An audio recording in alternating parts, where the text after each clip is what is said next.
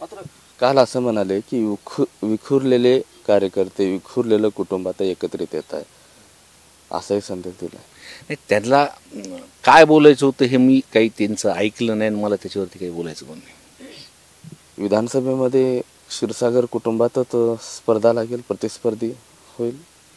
आता ही लोकशाही आहे, लोकशाहीमध्ये उभा राहण्याचा सगळ्यांनाच अधिकार आहे.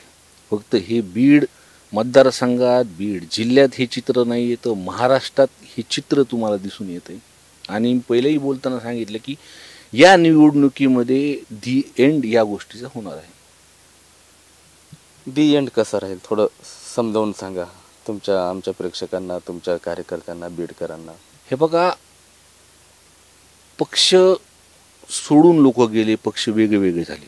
म्हणजे फक्त आमचाच पक्ष नाही तर उद्धव साहेबांचा जी परिस्थिती भाजपनी फक्त राज्यात नाही तर देशामध्ये आपण सर्वजण बघतात की पक्ष फोडले, लोक निवडून आलेले घेऊन गेले, आम्ही शर्टबुटी त्यांना जे काय द्यायचं होतं ते दिलं. पण या निवडणुकीमध्ये आपण जर बघितलं तर बीड जिल्ह्यामध्ये कुणीही दिग्गज नेते नसताना एक आम्ही सर्वसामान्य लोकांमध्ये असतो, पण बजरंग बाप्पा उमेदवार मोठे साहेबांनी दिले आणि दिल्यानंतर लोकांनीच ठरवलं ह्या परिस्थितीमध्ये की महाविकास आघाडीच्या सोबत लोक राहिले आणि ती परिस्थिती आपल्याला दिसली. आकडेवारी जर तुम्ही महाराष्ट्राची बघितली तर त्याच्यातून आपल्याला दिसून येतं.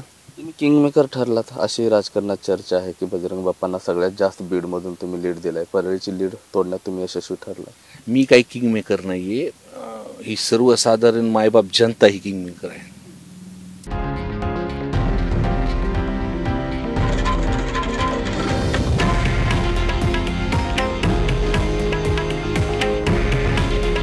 हे आहे देशातील नंबर 1 न्यूज नेटवर्क आणि आपण पाहत आहात TV9 मराठी. काळजी तुमची, हित महाराष्ट्राचं.